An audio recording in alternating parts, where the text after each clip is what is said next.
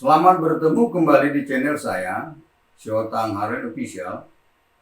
Di sini saya akan membahas mengenai bank tanah. Namun sebelumnya silakan subscribe, like, bunyikan lonceng dan share video ini ya, guna mendukung berkembangnya channel ini. Baiklah, saya awali dengan dasar hukum, yaitu 1. Pasal 125 sampai dengan 135 Undang-Undang Nomor 11 Tahun 2020 tentang Cipta Kerja. 2. Peraturan Pemerintah Nomor 64 Tahun 2021 tentang Badan Bank Tanah. 3. Peraturan Presiden atau Perpres Nomor 113 Tahun 2021 tentang struktur dan penyelenggaraan Badan Bank Tanah. Peraturan Menteri ATR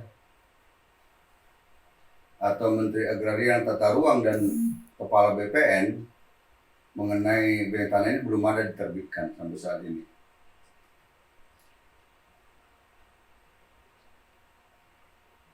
Saya perlu menjelaskan sedikit sejarah ya, bahwa lembaga bank tanah ini merupakan lembaga yang baru dikenal di Indonesia, yaitu yang diciptakan atau diatur dalam pasal 125 sampai dengan 135 Undang-Undang Nomor 11 Tahun 2020 tentang Cipta Kerja sebagaimana telah disebutkan tadi,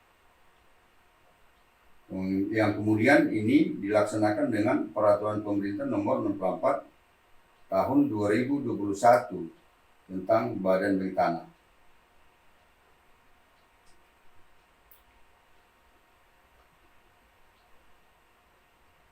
Di negara-negara Eropa, Amerika, dan Afrika, baik negara-negara maju maupun negara-negara berkembang, ya, bahkan di banyak negara-negara Asia, bahwa konsep bank tanah atau land bank sudah lama ada serta diterapkan.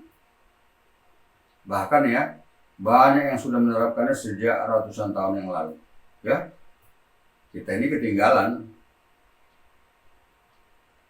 terlambat Indonesia.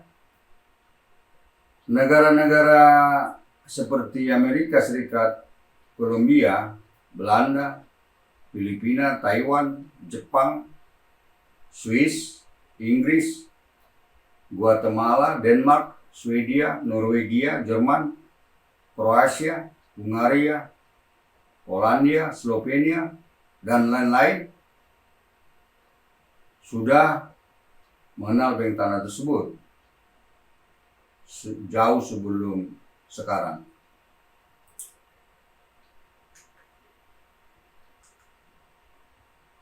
Pasal 125 ayat 1 Undang-Undang Cipta Kerja yang menjadi dasar hukum lahirnya bank tanah menyebutkan pemerintah pusat membentuk Badan Bank Tanah.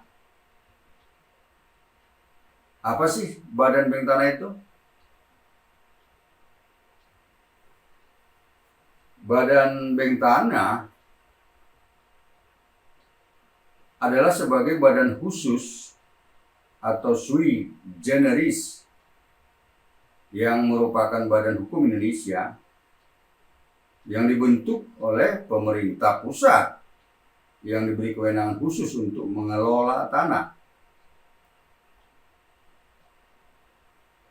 Jadi tidak seperti selama ini bank itu mengelola keuangan ya. Ini tanah.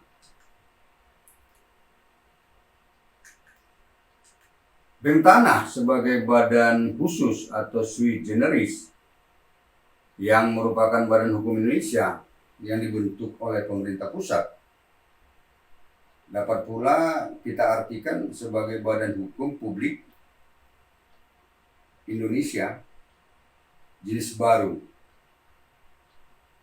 yang dibentuk oleh pemerintah pusat berdasarkan peraturan pemerintah. Kalau yang lain juga ada, tapi badan hukum publik di bidang pemerintahan ya,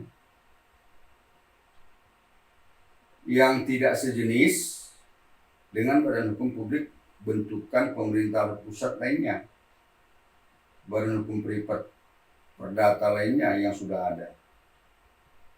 Jadi jelas ya, bahwa bank tanah bukan bisnis seperti bank yang di bidang keuangan yang ada selama ini. Sekarang pertanyaannya, apa tujuan dari didirikannya bank tanah tersebut? Tujuannya adalah untuk menjamin ketersediaan tanah dengan ekonomi berkeadilan. Saya ulangi, untuk menjamin ketersediaan tanah dengan ekonomi berkeadilan. Bagi siapa tujuan tersebut? Bagi kepentingan umum, bagi kepentingan sosial, bagi kepentingan pembangunan nasional, bagi pemerataan ekonomi, bagi konsolidasi tanah, dan bagi reforma agraria.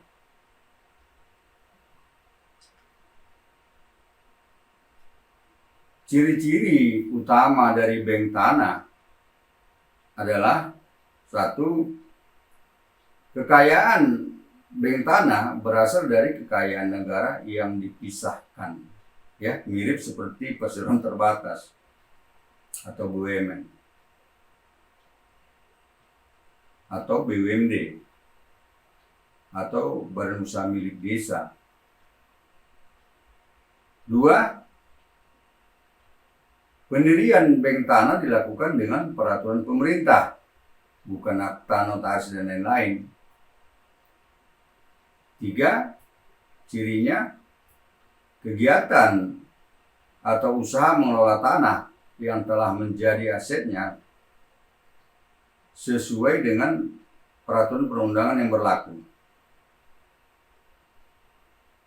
Empat, cirinya bersifat transparan, akuntabel, dan tidak mencari keuntungan non-profit. Lima, berada di bawah atau bertanggung jawab langsung kepada Presiden RI. Jadi bukan kepada menteri ya, atau tidak di bawah kementerian. Bank tanah ini kedudukannya di mana? Atau di mana tempat kedudukan bank tanah? Bank tanah berkedudukan di ibu kota negara yang saat ini adalah DKI Jakarta. Tentunya apabila nanti perpindahan ibu kota negara atau IKN yang baru telah terwujud, yang pada saat ini kita semua tahu sedang dalam proses perpindahan ke wilayah Provinsi Kalimantan Timur, Kabupaten Penajam Pasir Utara, maka bank tanah juga harus berpindah kedudukannya ke ibu kota negara IKN yang baru. Selanjutnya, bank tanah dapat mempunyai kantor perwakilan di seluruh Indonesia. Sekarang perlu kita tahu apa fungsi dan tugas bank tanah itu. Fungsi bank tanah ada 6, ya, ada 6 fungsinya. Yaitu fungsi pertama sebagai fungsi perencanaan yang meliputi rencana jangka panjang atau 25 tahun, rencana jangka menengah atau 5 tahun, dan rencana tahunan atau 1 tahun. Fungsi kedua yaitu fungsi perolehan tanah, ya. 1, perolehan tanah negara berdasarkan penetapan pemerintah. Perolehan tersebut berasal dari tanah bekas hak, tanah bekas tambang, tanah timbul, tanah hasil reklamasi, tanah pulau-pulau kecil, tanah yang terkena kebijakan perubahan tata ruang, tanah yang tidak ada penguasaan di atasnya, kawasan terlantar dan tanah terlantar, dan tanah pelepasan kawasan hutan. 2. Perolehan tanah pihak lain berdasarkan pembelian, hibah, sumbangan, atau sejenisnya, tukar menukar, pelepasan hak, perolehan untuk bentuk lainnya yang sah, yang berasal dari pemerintah pusat, pemerintah daerah, badan usaha milik negara, badan usaha milik daerah, badan usaha lainnya, badan hukum, dan masyarakat. Fungsi ketiga yaitu fungsi pengadaan tanah yang dilaksanakan melalui mekanisme tahapan pengadaan tanah bagi pembangunan untuk kepentingan umum, baik melalui panitia pengadaan tanah untuk skala besar yang luasnya lebih dari 5 hektar, maupun secara langsung skala kecil yang luasnya tidak lebih atau sampai dengan 5 hektar. Fungsi keempat yaitu fungsi pengelolaan tanah yang terdiri dari kegiatan 1. Pengelolaan tanah berupa pengembangan tanah yang meliputi penyiapan tanah untuk kegiatan perumahan dan kawasan pemukiman, untuk peremajaan kota, untuk pengembangan kawasan terpadu, untuk konsolidasi tanah, untuk pembangunan infrastruktur, untuk pembangunan sarana dan prasarana lain, untuk pematangan tanah untuk mempersiapkan tanah bagi tata kelola usaha bank tanah, dan proyek strategi nasional yang pelaksanaannya dapat berbentuk pembangunan sarana dan prasarana infrastruktur pada kawasan industri, kawasan pariwisata, pertanian, perkebunan, kawasan ekonomi khusus, kawasan ekonomi lainnya, dan dapat berbentuk pembangunan lainnya yang mendukung kegiatan bank tanah. 2. Pengelolaan tanah berupa pemeliharaan dan pengamanan tanah yang terdiri dari segi aspek hukum, meliputi kepastian hukum hak atas tanah dan aktif dalam upaya hukum untuk mempertahankan kepastian hukum hak atas tanah baik di luar maupun di dalam pengadilan. Dari aspek fisik yang merupakan kegiatan pemeliharaan dan pengamanan fisik tanah. 3. Pengelolaan tanah berupa pengendalian tanah yang terdiri dari kegiatan pengendalian penguasaan tanah, pengendalian pemanfaatan tanah, dan pengendalian nilai tanah. Fungsi yang kelima yaitu fungsi pemanfaatan tanah. Dalam fungsi ini dengan tetap memperhatikan asas kemanfaatan dan asas prioritas yang dilakukan melalui kerjasama pemanfaatan tanah dengan pihak lain. Dan ini dapat berbentuk jual beli, sewa, kerjasama usaha, hibah, tukar menukar, dan bentuk lain yang disepakati. Fungsi yang keenam yaitu fungsi pendistribusian tanah.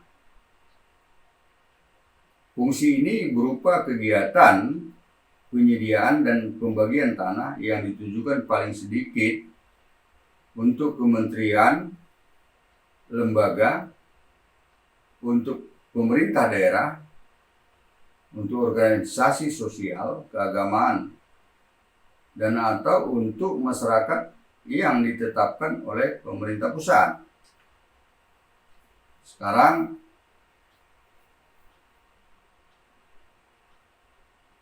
yang menjadi tugas Bank Tanah adalah 1. Melakukan perencanaan kegiatan jangka panjang, jangka menengah, dan tahunan. 2. Melakukan perolehan tanah yang dapat bersumber dari penetapan pemerintah dan pihak lain. 3. Pengadaan tanah bagi pembangunan untuk kepentingan umum atau pengadaan tanah secara langsung. 4. Melakukan pengelolaan tanah dari kegiatan pengembangan, pemeliharaan, dan pengamanan dan pengendalian tanah. 5. Melakukan pemanfaatan tanah melalui kerjasama pemanfaatan tanah dengan pihak lain. Dan 6. Melakukan pendistribusian tanah dengan melakukan kegiatan penyediaan dan pembagian tanah. Sekarang perlu kita tahu asal atau kekayaan Bank Tanah itu dari mana, ya kan? Asal ataupun kekayaan Bank Tanah berasal dari 4 sumber, yaitu 1. Anggaran pendapatan dan belanja negara atau APBN. 2. Dari pendapatan sendiri, yaitu dari pendapatan Bank Tanah yang bersangkutan. 3. Dari penyertaan modal negara dan atau 4. Dari sumber lain yang sah sesuai dengan ketentuan perundang-undangan tentunya. Ini mengenai jenis hak sekarang. Apa sih jenis hak yang dapat diberikan untuk aset tanah yang dikelola oleh Bank Tanah? Yaitu kepada Bank Tanah diberikan hak pengelolaan, ya. Kepada Bank Tanahnya diberikan hak pengelolaan sesuai ketentuan peraturan perundangan yang berlaku. Kemudian kepada pihak lain ataupun pihak ketiga berdasarkan perjanjian antara Bank Tanah dengan pihak lain, bahwa tanah dapat diberikan oleh Bank Tanah berupa hak atas tanah di atas hak pengelolaan. Hak atas tanah di atas hak pengelolaan, yaitu jenisnya hak guna usaha atau hak guna bangunan atau hak pakai. Jadi ini berbeda dengan hak guna usaha, hak guna bangunan, dan hak pakai di atas tanah negara. Ya, kalau hak-hak di atas tanah negara, hak guna usaha, hak guna bangunan, hak pakai di atas tanah negara, jika berakhir haknya itu kembali menjadi tanah yang dikuasai langsung oleh negara. Sedangkan ini hak guna usaha, hak guna bangunan, dan hak pakai di atas tanah hak pengelolaan Bank Tanah itu kembali kepada menjadi hak pengelolaan Bank Tanah tersebut. Ya. Jadi kemudian bisa lagi Bank Tanah untuk melakukan perjanjian dalam rangka pemberian hak-hak dimaksud. Sekarang bagaimana struktur Bank Tanah? Bank Tanah sebagai badan yang tidak bersifat bisnis atau non-profit mempunyai struktur yang terdiri dari pertama Komite Bank Tanah. Komite Bank Tanah ini susunan keanggotaannya ya terdiri dari Menteri Agraria Tata Ruang, Kepala BPN sebagai ketua merangkap anggota,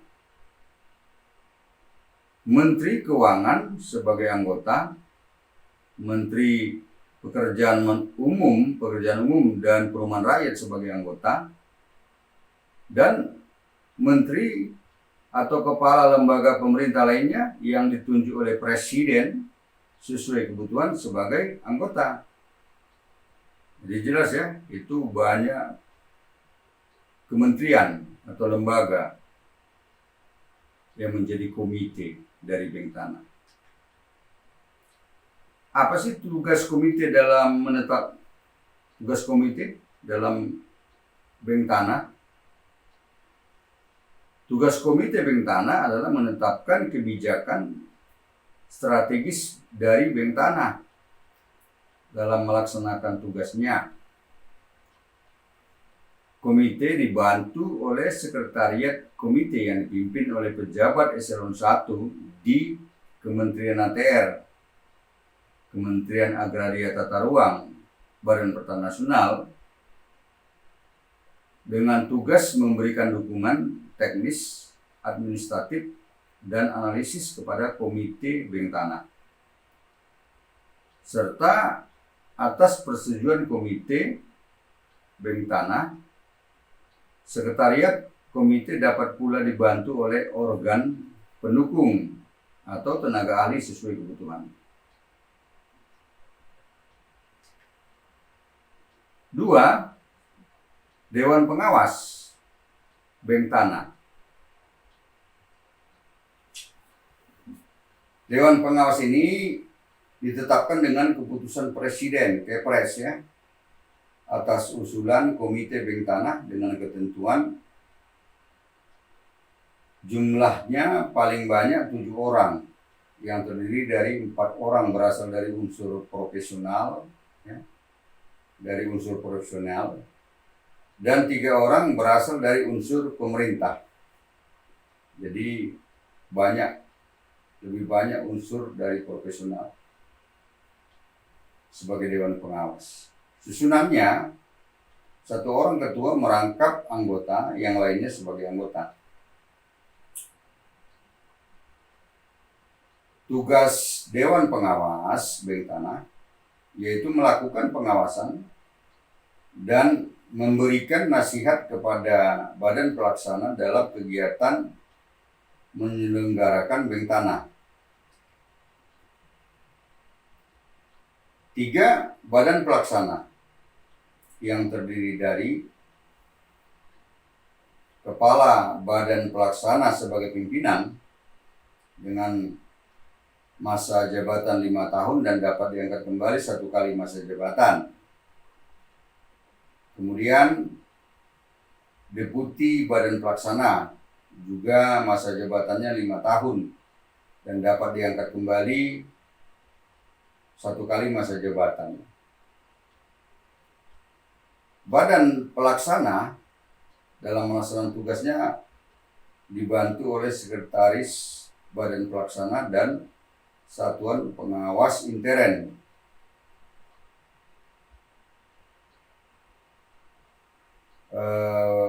Kepala Badan Pelaksana dan Deputi Badan Pelaksana diangkat berdasarkan surat keputusan Komite Bank Tanah.